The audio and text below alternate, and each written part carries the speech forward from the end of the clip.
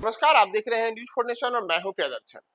बिहार के मुख्यमंत्री नीतीश कुमार पर राष्ट्रगान का अपमान करने का आरोप लगा है और बातें यहां तक हो रही हैं कि उनके खिलाफ मामला दर्ज किया जाए और इस पूरे मामले में अगर उनके खिलाफ आरोप सिद्ध होता है तो 3 वर्ष सजा का प्रावधान भी है। यानी कि जो व्यक्ति राष्ट्रगान का अपमान करता है उसे 3 साल की सजा हो सकती है। तो क्या नीतीश कुमार जेल जाएंगे?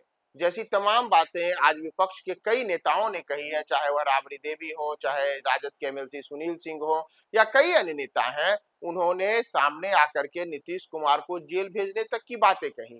तेजस्वी यादव जो कि बिहार विधानसभा में नेता प्रतिपक्ष हैं, उन्होंने भी नीतीश कुमार के को लेकर के कई किस्म के सवाल किए और राष्ट्रगान का अपमान करने का उन पर आरोप लगाया। तो आखिर नियम क्या कहता है? क्या वास्तव में नीतीश कुमार अब जेल भेजे जा सकते हैं? तो सबसे पहले हम आपको बता देते हैं कि राष्ट्रगान से जुड़ा हुआ नियम क्या है और उसमें किस प्रकार के प्रावधान है जिसके तहत नीतीश कुमार की गिरफ्तारी और उन्हें 3 साल सजा होने की बातें चल रही हैं। दरअसल भारत में राष्ट्रगान को लेकर के कई नियम है, जिसमें राष्ट्रगान के दौरान अगर जब कभी भी राष्ट्रगान बज रहा है तो उस दौरान अगर कोई व्यक्ति वहां मौजूद है तो उसे अपनी जगह पर अनुशासित पूर्वक खड़ा होना पड़ता है। और इन तमाम चीजों के लिए जो नियमावली है उसे prevention of installation to national honour act 1971 के नाम से जाना जाता है। इसके मुताबिक राष्ट्रगान का अपमान करना दंडनीय अपराध है और अगर कोई भी व्यक्ति ऐसा करता है तो उसके खिलाफ कई किस्म से कार्रवाई हो सकती है। हिंदी में इसे राष्ट्र गौरव अपमान निवारण अधिनियम 1971 कहा जाता है और राष्ट्र गौरव अपमान निवारण अधिनियम 1971 की अलग अलग धाराओं में अलग अलग तरीके के प्रावधान हैं। जैसे इसमें जो एक मुख्य प्रावधान है उसके अनुसार कहा गया है कि राष्ट्र गौरव अपमान निवारण अधिनियम 1971 में अगर कोई व्यक्ति जानबूझकर राष्ट्रगान के दौरान राष्ट्रगान को बाधित करने की कोशिश करता है, वहां पर ऐसी हरकत करता है जिससे बाधा उत्पन्न हो, तो इसमें उस व्यक्ति को अधिकतम 3 वर्ष की सजा हो सकती है। यानी कि इसके लिए वह आरोप सिद्ध करना होगा कि जिस शख्स पे ये आरोप लगे हैं कि उसने राष्ट्रगान बजने के दौरान राष्ट्रगान को बजने के समय तमाम चीजों को बाधित करने की कोशिश की, तो अगर वह आरोप सिद्ध होता है तो अधिकतम 3 वर्ष की सजा है। यानी कि अधिकतम जो है वह सजा 3 वर्ष हो सकती है। न्यूनतम सजा अलग अलग तरीके से अलग अलग जो न्यायालय का निर्णय होता है उसके ऊपर निर्भर होता है।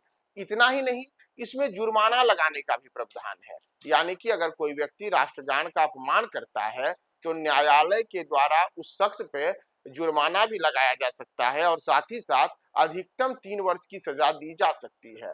तो इन दोनों चीजों में नीतीश कुमार को लेकर के यही तमाम बातें आ रही हैं कि नीतीश कुमार ने राष्ट्रगान का अपमान किया है और उनके सजा हो, उन्हें 3 साल जेल भेजा जाए। लेकिन इन तमाम चीजों के बीच यह इसमें जो राष्ट्र गौरव अपमान निवारण अधिनियम 1971 है, इसकी धारा 3 में एक और भी बातें कही गई है।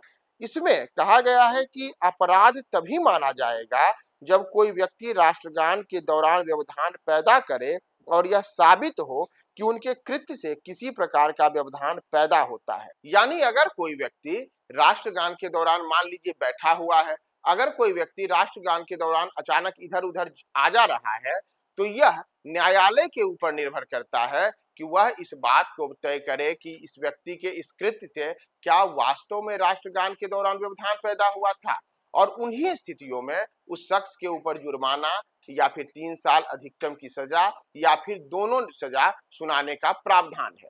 तो ये तमाम चीजें नीतीश कुमार को लेकर के भी सामने आई हैं कि नीतीश कुमार ने, जैसा हम सब ने एक वीडियो में देखा, जिस वायरल वीडियो में नीतीश कुमार जब राष्ट्रगान बज रहा है तो उस दौरान अचानक से वह अभिवादन करते नजर आ रहे हैं, साथ ही साथ वह अपने हाथों से भी कुछ संकेत इसी कर रहे हैं। तो इसी को लेकर के जहां एक और बिहार के तमाम विपक्षी दल नीतीश कुमार को लेकर के अलग अलग किस्म की बातें कर रहे हैं, उन्हें जेल भेजने तक की बातें हो रही हैं, 3 साल सजा का जो प्रावधान है वह उन पर लागू कराने की बातें की जा रही हैं। लेकिन नियम यह कहता है कि यह तमाम बातें साबित होनी चाहिए कि उस व्यक्ति के कृत्य से वास्तव में राष्ट्रगान के दौरान व्यवधान पैदा हुआ था, और तभी नीतीश कुमार हो या कोई भी शख्स हो उन्हें जेल भेजा जा सकता है।